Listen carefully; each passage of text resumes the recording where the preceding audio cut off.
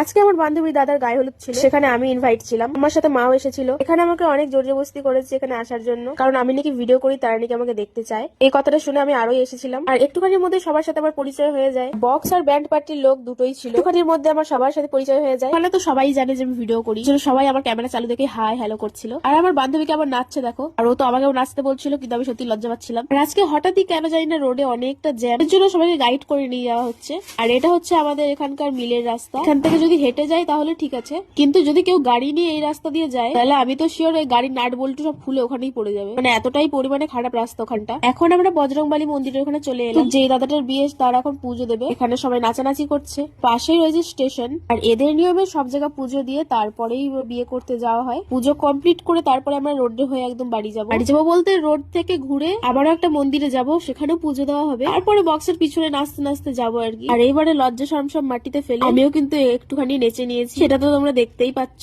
মানে কাকিমা জেঠিমা গুলো কেমন নাচছে খালি দেখো, এদের নাচ দেখে তো আমি নিজেই হায়রান হয়ে গেছি। আমিও মনে এত সুন্দর নাচতে পারি না, যেরকম করে এই নীল শাড়ি ঠাকুমা নাচছে। আজটা তো বড় থামলো না, বড় নাচতে শুরু করে দিয়েছে। আমি যতটুকু পেরেছি ততটুকু তোমাদের সঙ্গে শেয়ার করার চেষ্টা করেছি। তো দাদাকে দেখে একটু বোঝা যাচ্ছিল যে একটু লজ্জা লজ্জা পাচ্ছে আর কি। আর বিয়ে হচ্ছে হাওড়া, আমাদের এখান থেকে অনেকটাই দূর। তো চলো তোমাদের সঙ্গে দেখা হচ্ছে আবার রাত্রে।